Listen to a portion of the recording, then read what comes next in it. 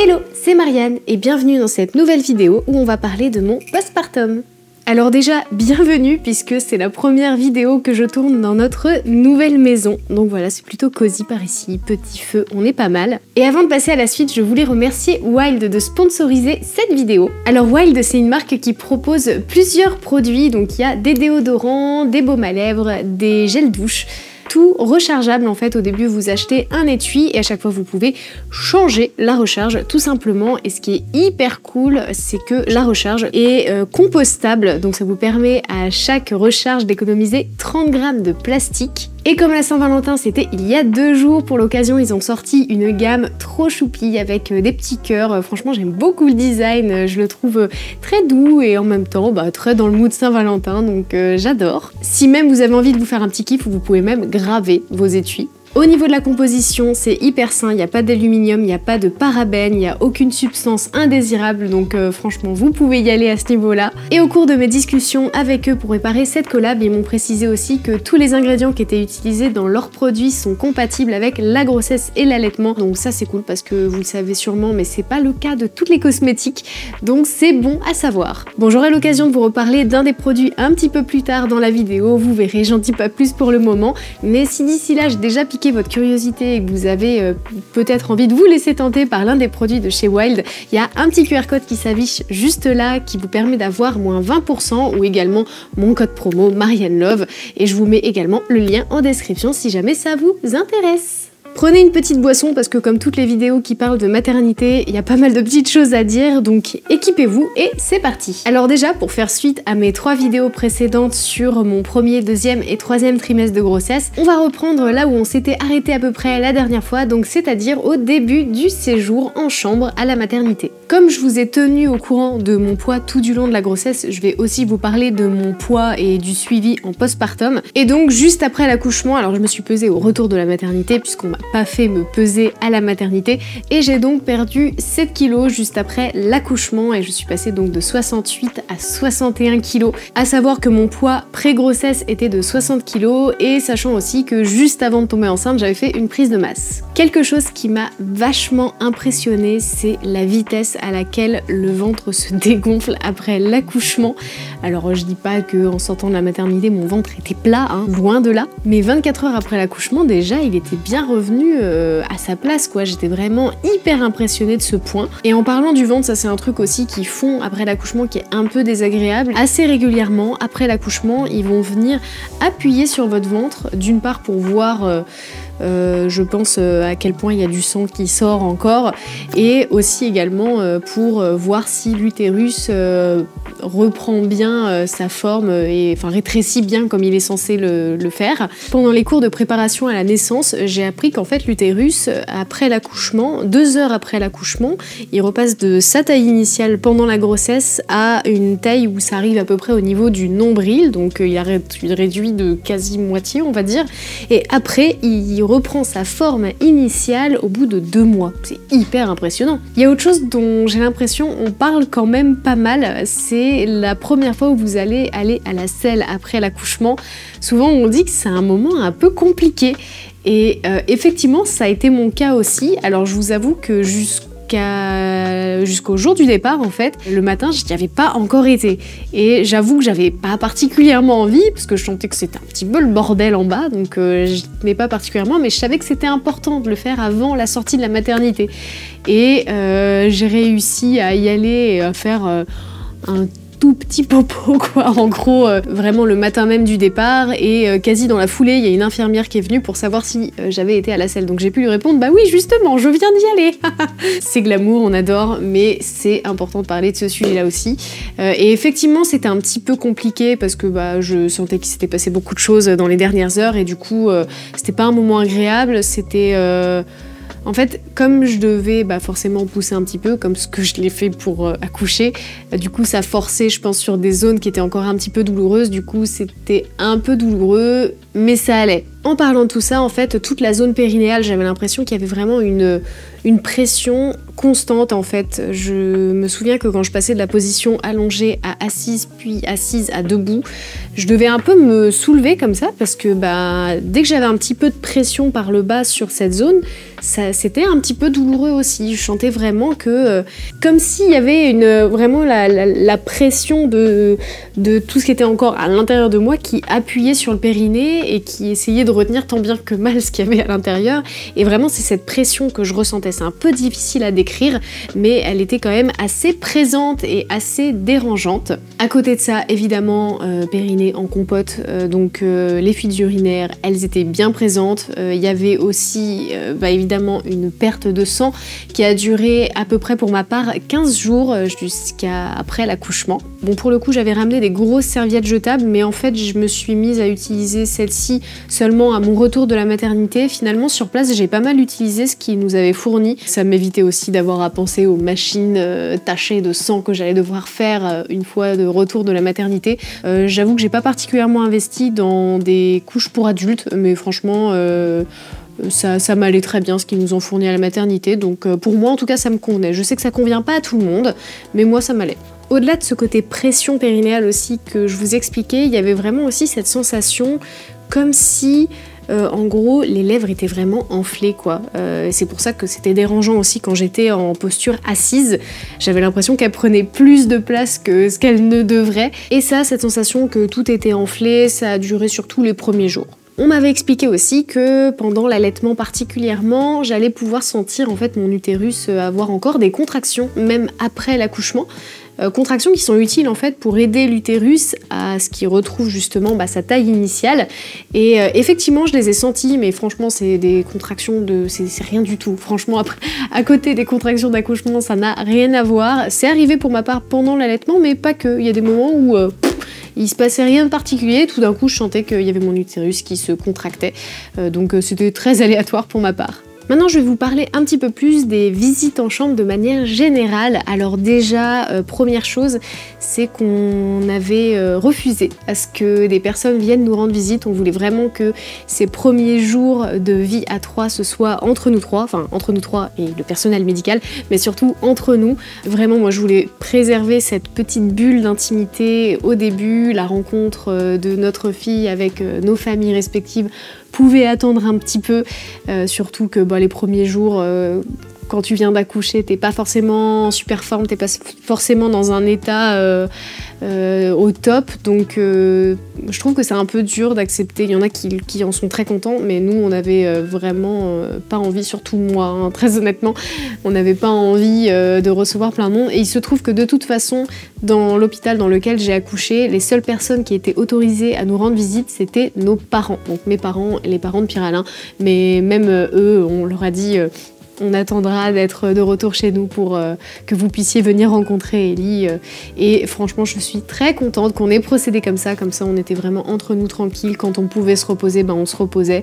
Et il se trouvait que justement les fenêtres de repos possibles, eh bien ça correspondait aux fenêtres de visite. Donc voilà, du coup pour ça, on est vraiment très content d'avoir refusé les visites. À côté de ça, pour ce qui est des visites en chambre du personnel médical, ça c'était hyper intense, surtout les premiers jours, vraiment les 2 premiers jours, il y a du monde tout le temps, ça n'arrête pas. Et on n'était pas du tout prévenus que 3 heures après qu'on soit monté en chambre, il y avait quelqu'un qui allait venir pour nous prendre notre bébé pour faire des relevés ou je ne sais quoi. Enfin, en fait ils sont arrivés, ils ont dit on vient pour récupérer le bébé pour faire ça.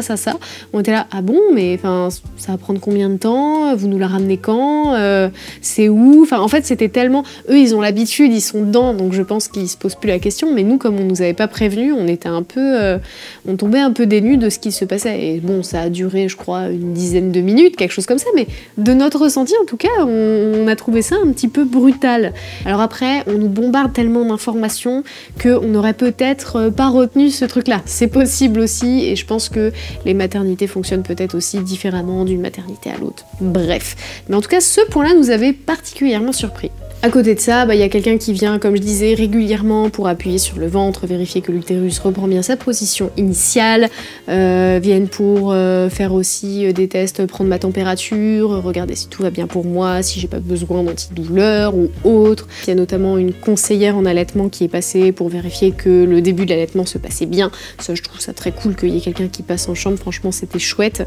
Et il y a aussi, et ça j'ai trouvé c'était une super attention, la sage-femme qui s'était occupée de mon suivi quand la maternité avait pris la relève, que j'avais vu 2-3 fois quoi en gros, mais du coup quand elle a appris que j'avais accouché, elle est venue me voir en chambre et elle m'a demandé de lui raconter l'accouchement, comment ça s'était passé, si tout allait bien et tout, et vraiment ça j'ai trouvé super gentil. Et bien évidemment il y a aussi la livraison des repas le matin, le midi, le soir, donc finalement la première nuit en fait, comme le temps qu'on monte en chambre, si je me souviens bien il était 5 h du matin, on a dormi 2 heures à peine et encore dormi vite fait parce que le temps qu'on s'installe, fallait qu'on s'occupe des lits aussi qui se réveillaient encore très souvent à ce moment-là.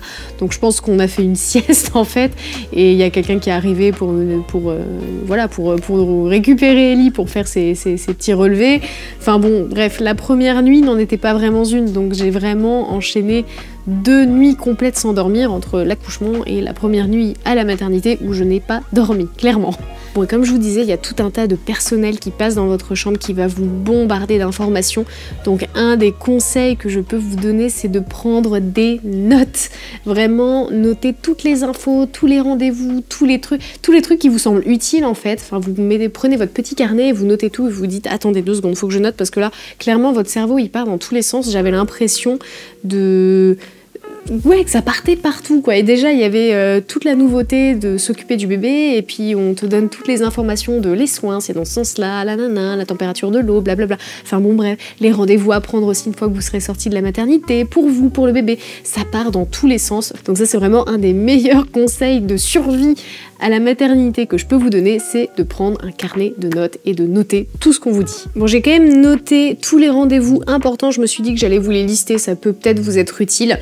Donc déjà, il y a le passage de votre sage-femme 24 à 48 heures qui doit venir à domicile pour voir si tout va bien pour vous. Une semaine après la sortie, il y a une infirmière à domicile, en général c'est l'infirmière de la maternité qui va passer pour voir votre bébé. 15 jours après et 3 semaines après, c'est pareil, il faut prévoir aussi un petit rendez-vous pour votre bébé pour continuer le suivi et surtout le suivi du poids. Et ensuite il y a le rendez-vous dès 1 mois avec votre pédiatre qui s'occupera ensuite du suivi de votre bébé, et là après ce sera des rendez-vous tous les mois. Donc ça s'espace un petit peu. Bon, le fait aussi que la maternité soit vraiment proche de notre domicile, ça c'était quand même super cool parce que du coup Pierre-Alain a pu faire pas mal d'allers-retours pour aller chercher des petites choses qui nous manquaient, faire des lessives, enfin bon bref, franchement ça c'était hyper pratique. Et aussi se reposer aussi accessoirement, enfin du coup il profitait justement de ces créneaux dans l'après-midi quand il se passait pas grand chose pour rentrer et essayer de récupérer un petit peu des heures de sommeil, parce que pour le coup la légende est vraie, le lit des papas n'est pas hyper confortable et puis les nuits sont quand même pas forcément évidentes à la maternité, comme il les a tous passés avec moi, parce que franchement je me sentais pas du tout de rester toute seule avec Ellie, avec toutes ces nouveautés. Enfin franchement j'aurais été un peu paniquée de passer des nuits en chambre juste toutes les deux, donc j'étais très rassurée qu'il soit là. En général c'était un petit peu du teamwork où moi du coup j'allaitais Ellie quand elle en avait besoin et lui il la changeait juste avant ou juste après, enfin bon bref, du coup tout ne reposait pas sur moi et ça me permettait de me reposer un petit peu plus. Un autre avantage aussi à ça, c'est qu'on a pu progressivement améliorer notre setup de chambre et les dernières petites choses qui nous manquaient, du coup Pierre-Alain a pu aller les chercher, et parmi ces choses là notamment il y avait la lampe de chevet, parce que notre veilleuse n'était pas assez puissante en termes de luminosité et du coup franchement la veilleuse elle ne suffisait pas pour changer Ellie en pleine nuit, et clairement c'était impensable d'allumer les grosses lumières de la chambre qui sont hyper violentes et qui nous auraient tous réveillés je pense. Et il a fait aussi pas mal d'allers-retours, des petits achats dans des supermarchés pour qu'on ait des petits snacks, des trucs à manger, etc. Des trucs à base de malt aussi pour moi, pour stimuler la production de lait, donc ça c'était chouette aussi. Et puis juste pour se réconforter après l'accouchement et après tous ces mois sans sucre à cause du diabète gestationnel, franchement c'était pas de trop. Et d'ailleurs je voulais profiter de cette vidéo suite à ma vidéo vidéo sur la valise de maternité pour vous dire ce qui ne m'avait pas servi lors de notre séjour à la maternité. Donc parmi ça, comme je viens de vous le dire, il y avait la veilleuse, puisque la veilleuse elle n'était pas assez puissante. Enfin, elle nous a un peu servi quand même quand Ellie grognait un peu ou faisait des petits bruits et qu'on voulait juste allumer vraiment une lumière toute douce pour voir comment elle allait. Mais sinon, à part ça, on a quand même beaucoup plus utilisé, comme je vous disais, la lampe de chevet. Le brumisateur, je m'en suis pas servi pendant l'accouchement et je m'en suis pas servi non plus après. J'ai plus utilisé pour le coup, pour me rafraîchir, le gant de toilette que Pierre-Alain avait passé sous l'eau froide et que je m'appliquais sur le visage, ça me faisait du bien. L'écharpe de portage aussi, elle ne m'a pas servi pendant l'accouchement. Bon, ça c'est vraiment, ça dépend quoi, je pense, de quel accouchement vous avez et comment vous comptez accoucher.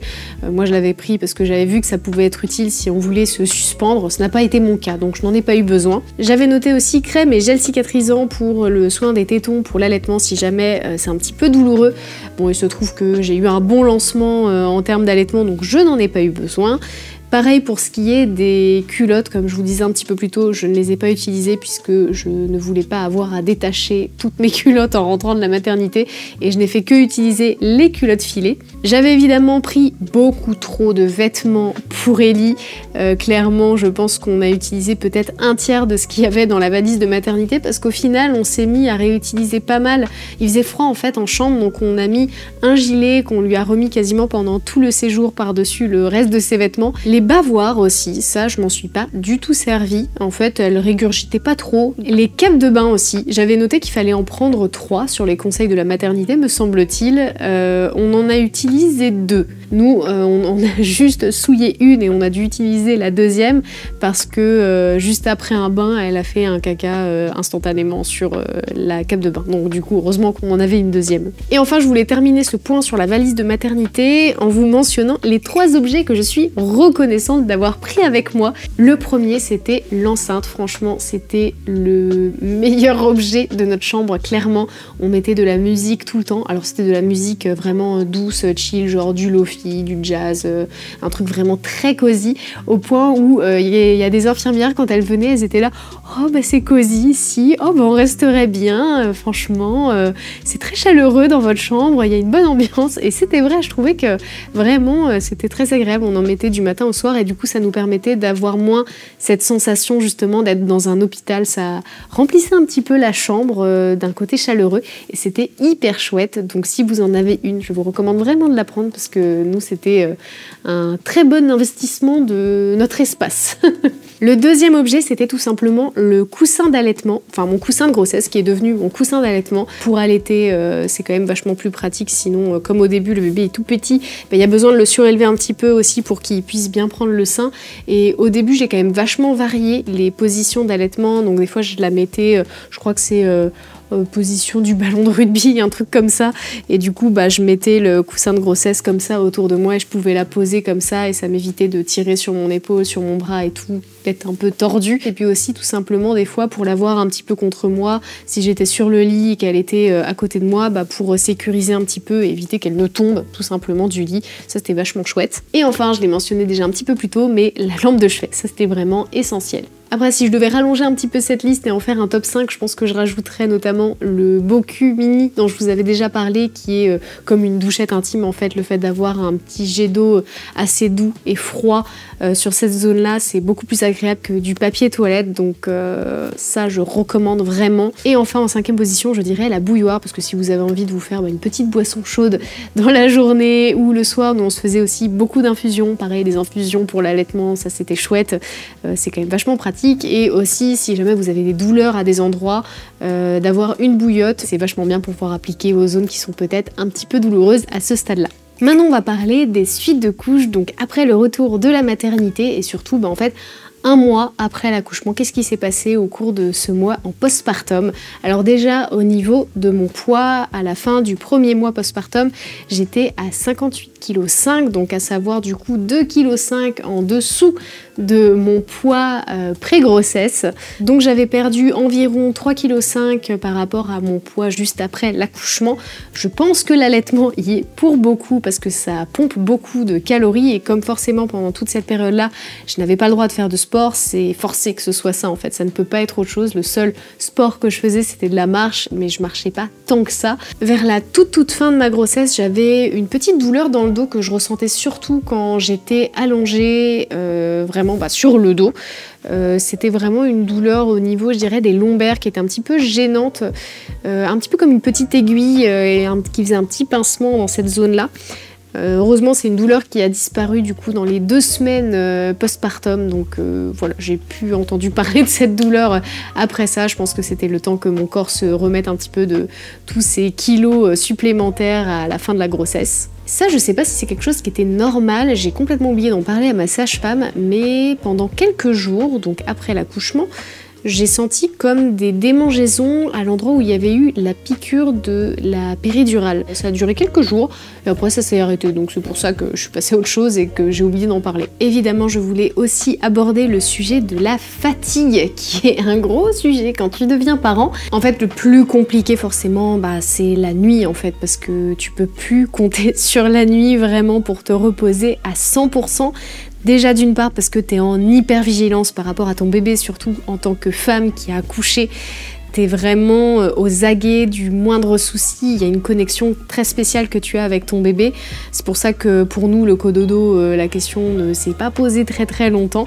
Ça nous permettait de déjà se sentir plus en sécurité et aussi ça permettait de réagir rapidement quand elle avait besoin de nous, quand elle avait besoin d'être changée, quand elle avait faim. Enfin bon bref, on était vraiment, elle était à portée de bras, donc c'était vraiment hyper pratique. Autre chose aussi, c'est que les bébés la nuit, en fait, ça fait beaucoup de bruit. Elle se raclait la gorge, elle faisait des petits comme ça, enfin bon bref, elle faisait beaucoup de bruit, je pense aussi parce qu'elle était un petit peu gênée encore à ce moment-là par son système digestif qui était en train de se mettre en place, donc c'était peut-être des bruits un petit peu d'inconfort. J'avais noté que à la 20e nuit, c'était vraiment le pic du plus dur pour moi en termes de sommeil à gérer. C'est le moment où j'ai craqué pendant la nuit et j'ai pleuré parce que j'étais trop fatiguée et qu'elle dormait pas très bien, et qu'elle se réveillait souvent, qu'elle avait besoin d'allaitement, enfin bon bref, c'était le point culminant de la difficulté. Et puis après ça redescendait, donc ça allait mieux par la suite, heureusement.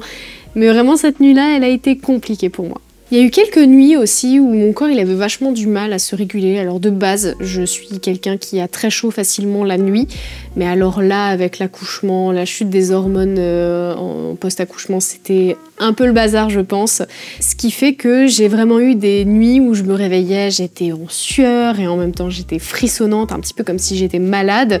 J'ai eu aussi beaucoup de nuits, et ça c'est franchement insupportable, où je me réveillais si elle avait pas tété pendant plusieurs heures d'affilée, et j'étais en nage, mes coussinets d'allaitement étaient trempés, du coup ça avait débordé, j'en avais foutu partout, enfin bon, bref, c'est pas très agréable de se réveiller dans une mare de lait, littéralement. Ça me l'a beaucoup fait pendant le premier mois, après ça s'est un petit peu calmé, heureusement, mais du coup pour ça, je conseillerais, si jamais ça vous arrive aussi, au début, d'investir dans des coussinets d'allaitement jetables qui permettent d'absorber beaucoup plus que les coussinets d'allaitement réutilisables, au moins au début. Après, les coussinets d'allaitement réutilisables, je les utilise là, la nuit maintenant, et maintenant ça va, mais vraiment au début, c'était violent la quantité qu'il y avait au cours d'une nuit ailleurs que dans les coussinets, quoi. Il y en avait beaucoup trop.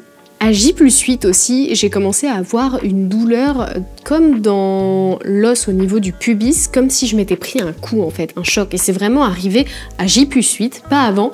Et ça a duré en gros pendant 5 jours. Et à côté de ça, en parallèle, j'avais aussi des douleurs comme si j'avais une infection urinaire, mais ce qui n'était pas le cas. Le seul truc qui me soulageait, en fait, j'avais pris un petit peu de Doliprane, plus bouillotte chaude que j'appliquais à cet endroit-là. C'est vraiment aussi quand je restais trop longtemps debout, ça mettait vraiment beaucoup de pression, et c'est souvent le soir en fait que j'avais besoin de m'appliquer de la chaleur. La journée ça allait. Le truc était un petit peu difficile aussi, je dirais, c'était le fait de devoir porter tout le temps un soutien-gorge la nuit, enfin d'être en brassière en fait, ou d'avoir un soutien-gorge d'allaitement. Et en fin de compte, pour ce qui est du début, pareil pour en bas en fait, vous avez besoin toujours d'avoir au moins une culotte avec une petite protection hygiénique, surtout au tout début quand vous perdez encore du sang ou que vous avez encore des fuites urinaires. l'air. Je vous rassure, au bout d'un moment, ça s'estompe et vous n'avez plus besoin de protection. Après, tout dépend aussi de votre périnée, comment se passera votre rééducation, etc. Mais ça, c'est un truc que j'ai vraiment eu du mal. Genre, j'en pouvais plus la nuit de devoir mettre brassière, coussinet d'allaitement, culotte, protection hygiénique. J'en avais trop marre. De mon côté, les pertes de sang, ça a duré à peu près 15 jours, si ça peut vous donner une ordre d'idée. Et à partir de 3 semaines postpartum, j'ai commencé à ressentir vraiment les manques du sport. Ça commençait à me titiller un petit peu, c'était vraiment le début du titillement, on va dire.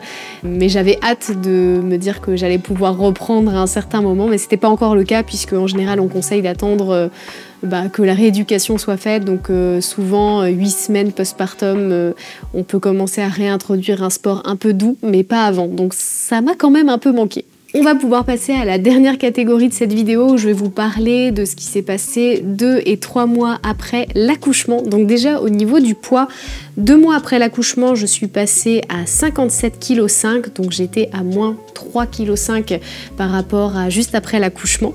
Et 3 mois après l'accouchement, j'étais passée à 55,5 kg, donc 5,5 kg du coup en dessous de mon poids juste après l'accouchement. À 5 semaines postpartum, j'ai eu mon rendez-vous avec ma sage-femme pour faire un petit contrôle, de voir si le col s'était bien refermé, être sûr qu'il n'y avait pas de descente d'organes, ce qui était le cas, donc déjà bon point, ça c'est cool, j'étais très contente.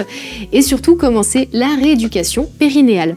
Alors j'avoue qu'on a un peu speedrun la rééducation du périnée parce qu'il y allait avoir le déménagement qui allait subvenir et du coup j'allais m'éloigner de ma sage-femme, donc on a vraiment fait en sorte de faire tenir toutes les séances jusqu'au jour du déménagement. Donc du coup j'ai fait 7 séances, j'aurais dû en faire une 8e mais malheureusement on n'a pas réussi à la caler, donc je continue de m'entraîner aujourd'hui encore parce que j'ai toujours des soucis, là je suis à 4 mois postpartum au moment où je tourne cette vidéo, j'ai toujours des soucis de fuite urinaire, c'est quand même beaucoup moins présent, mais je sens que mon périnée n'a pas encore retrouvé sa force d'antan, et comme j'avais un petit peu du mal à m'entraîner toute seule sans suivi en fait de ma sage-femme qui me motivait quand même vachement pour voir ma progression, j'ai fini par investir dans une sonde périnéale de la marque Perifit, et du coup ça rend, on va dire, la rééducation périnéale un petit peu plus ludique, et du coup ça me pousse à le faire plus régulièrement. Et depuis que j'ai commencé à le faire, je dirais que ça fait 2-3 semaines que je l'ai reçu. Je sens qu'il y a du mieux quand même, donc je continue de persévérer tant que ces problèmes de fuite ne sont pas réglés, et on verra bien ce que ça donnera dans quelques semaines. Suite à ce rendez-vous d'ailleurs avec ma sage-femme, quand j'ai commencé la rééducation périnéale, elle m'a autorisé à reprendre progressivement le sport, mais vraiment un sport très doux, avec des abdos hypopressifs, avec des hip thrusts, des choses qui ne mettent vraiment aucune pression sur le périnée. Je vous avais d'ailleurs partagé ma routine de reprise progressive du sport sur Instagram, donc je vous remets un petit récap si jamais ça vous intéresse et que vous savez pas trop par quel bout attraper le truc.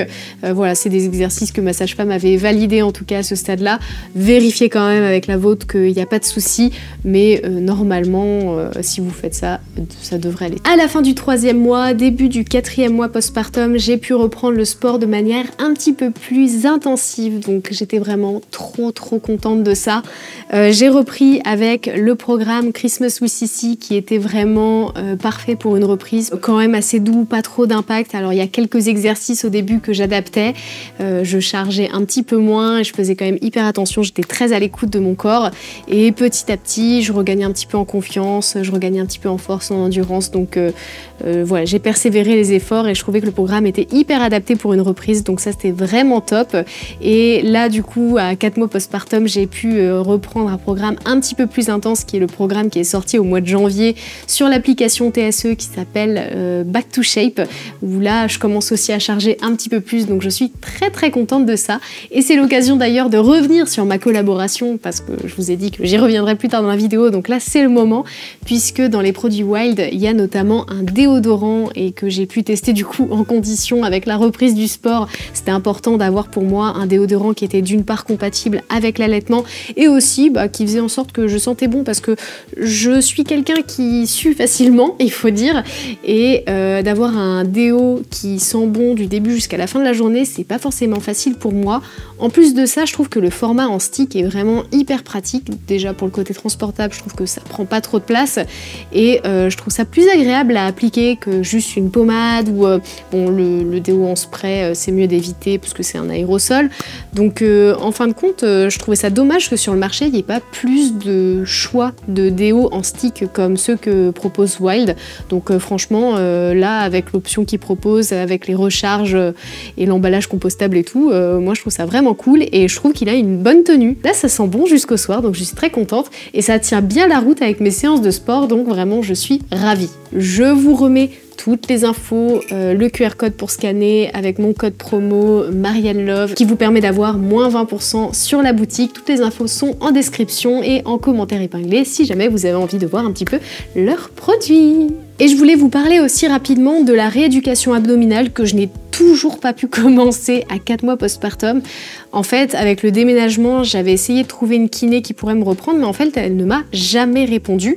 Du coup, je l'ai relancée à l'approche de la date où j'étais censée commencer ma rééducation abdominale et elle m'a dit qu'il y avait une grosse liste d'attente, qu'elle pouvait pas me prendre. Bref, du coup, entre-temps, j'ai recherché une autre kiné qui pouvait me prendre pour la rééducation abdominale. J'ai fini par trouver quelqu'un, donc je vais pouvoir commencer dans 2 semaines. J'ai assez hâte. Globalement, par rapport à mon ressenti de comment je me sens dans mon corps aujourd'hui, je me sens, je dirais quand même dans l'ensemble, plutôt bien dans mon corps parce que bon, déjà j'ai quand même récupéré une forme, une shape pré-grossesse assez rapidement en fait.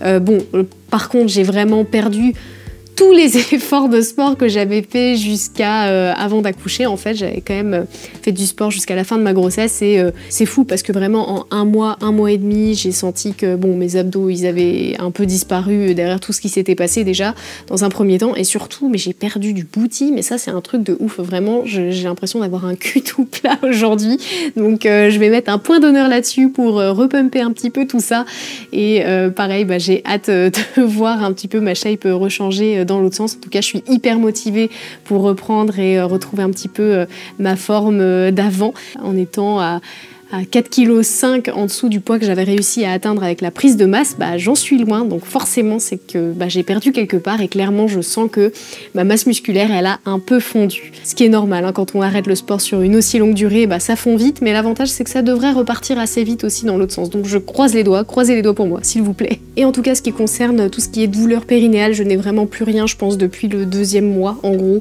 Ça s'est estompé quand même assez vite, enfin à la fin du 2e mois, j'étais vraiment tranquille à ce niveau-là, j'avais vraiment plus rien, c'était surtout le 1er mois où c'était intense. Et voilà qui conclut cette vidéo sur mes 3 mois postpartum. Il y avait beaucoup de choses à dire, donc j'espère que vous avez trouvé votre compte en termes d'informations, que vous appréhendez un petit peu différemment la chose avec ce que je vous ai donné comme ressenti par rapport à comment moi j'ai vécu mon postpartum. S'il y a des sujets que j'ai pas abordés ou si vous avez des questions, des inquiétudes par rapport à certains points de choses qui pourraient se passer en postpartum, vraiment n'hésitez pas, je me ferai vraiment un plaisir de vous répondre en commentaire de cette vidéo. Donc bombardez-moi de questions, allez-y.